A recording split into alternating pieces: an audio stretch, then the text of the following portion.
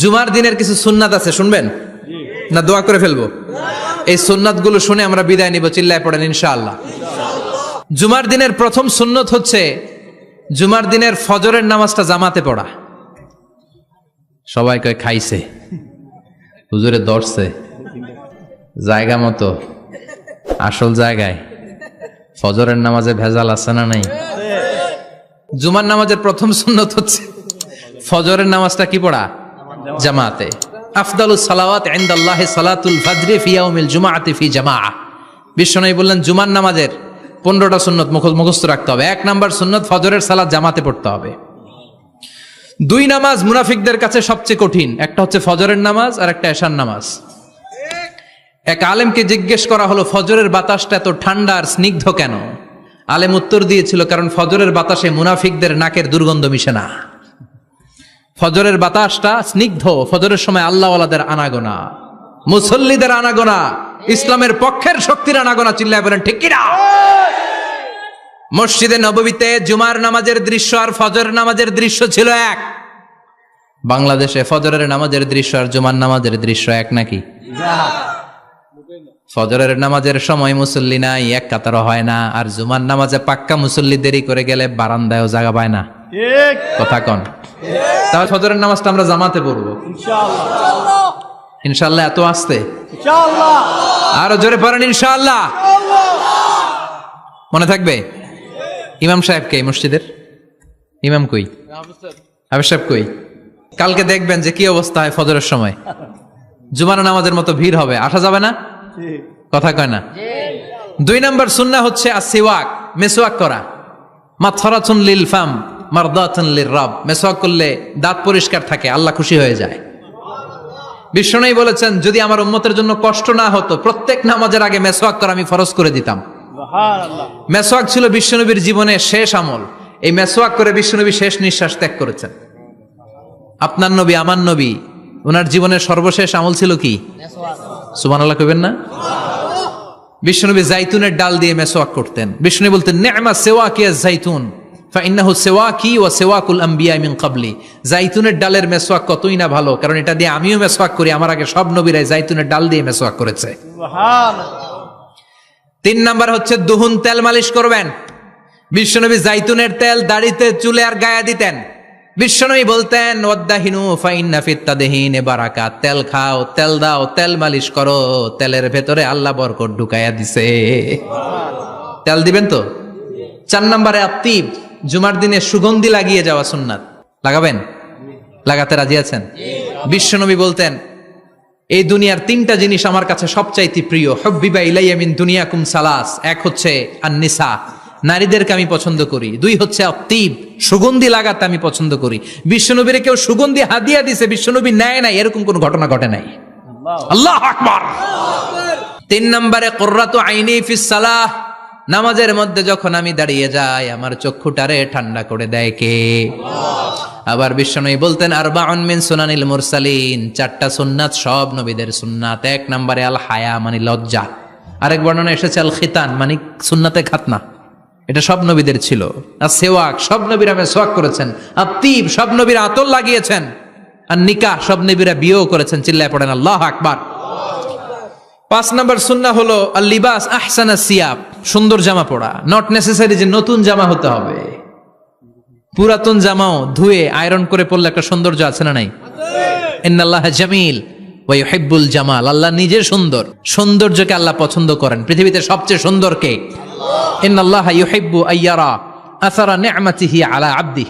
আল্লাহ তার বান্দার উপর তার নেয়ামতের ছিটে ফোঁটা দেখতে চান। আপনি যদি ধনী হন দামি জামা পরবেন, সুন্দর জামা পরবেন। অনেকে আছে অনেক ধনী কিপটুসের মতো সিরা জামা পরে, আছে না নাই? আপনি ধনী মানুষ, আপনি সিরা জামা পরছেন কেন? আপনার যে সম্পদ আছে এটার বহিঃপ্রকাশ আল্লাহ দেখতে পছন্দ করে। আপনাকে যে আল্লাহ কি নাজ নেয়ামত দিয়েছে, অহংকার ছাড়া স্বাভাবিক বহিঃপ্রকাশটা আল্লাহ দেখতে পছন্দ করে। কোন সুবহানাল্লাহ। এরপরে 6 নাম্বার হলো ইকসারুস সালাহ আলান নবী, বিশ্বনবীর উপর বেশি বেশি দুরূদ পড়া। বিশ্বনবী বলতেন জুমার দিন শ্রেষ্ঠ দিন, এই দিন আমার উপর বেশি বেশি দুরূদ পড়ো। ফাইন্না সালাতাকুম মা'রুদাতুন আলাইয়া। কেননা তোমরা যে আমার উপর দুরূদ পড়ো, আমি মরে যাওয়ার পরে এই দুরূদগুলো কে পাঠিয়েছে তার নাম, তার বাবার নাম সহ ফেরেশতারা আমার কবরে দিয়ে আসে। সুবহানাল্লাহ। সাহাবারা বললেন, ইয়া রাসূলুল্লাহ কাইফা সালাতুনা মা'রুদাতুন আলাইক, আপনি মরে যাওয়ার পরে আমাদের দুরূদ কেমন করে আপনি দেখবেন? ওয়াকাদ আরিমতা, আপনি তো পচে গলে মাটির সাথে মিশে যাবেন। বিশ্বনবী বলেন, ইন্নাল্লাহা হাররামা আলাল আরদি আন তাকুলা আজসাদাল আম্বিয়া, নবীদের লাশকে খেয়ে ফেলা, নবীদের লাশকে পচিয়ে ফেলা জমিনের সব মাটির জন্য আল্লাহ হারাম করে দিয়েছে। নবীদের লাশ পচে না, নবীদের লাশ গলে না। যারাই বিশ্বনবীর উপর দুরূদ পড়বেন, আপনার নাম সহ, আপনার বাবার নাম সহ, মালাইকাতু সাইয়াহিন, একদল ফেরেশতা আছে শুধু রাউন্ড দেয় গোটা ওয়ার্ল্ডে। কারা বিশ্বনবীর উপর দুরূদ পড়েছে, এই দুরূদ নিয়ে, এই নাম নিয়ে বিশ্বনবীর কবরে তারা পৌঁছে দেয়। চিল্লায় পড়েন আল্লাহু আকবার। এরপরে বিশ্বনবী বলতেন, জুমার দিনে সূরাতুল কাহাফ পড়বা, কাহাফ পড়া সুন্নাহ। সূরাতুল কাহাফ পড়তে রাজি আছেন? রাজি আছেন তো? 18 নম্বর সূরা, কোরআনের একেবারে মাঝখানের সূরা। আলহামদুলিল্লাহিল্লাযী আনজালা আলা আবদিহিল কিতাবা ওয়া লাম ইয়াজআল লাহু ইওয়াজা, এই আয়াত দিয়ে শুরু হয়েছে, শেষ করা হয়েছে ফামান কানা ইয়ারজু লিকা রাব্বিহি ফালইয়ামাল আমালান সালিহা ওয়া লা ইউশরিক বিইবাদাতি রাব্বিহি। আর মাঝখানে আছে ওয়ালিয়াতালাত্তাফ। হাফেজ সাহেবরা উত্তর দাও, মাঝখানে আছে কি? কথা কন। ওয়ালিয়াতালাত্তাফ একটা শব্দ আছে সূরা কাহাফের মাঝখানে।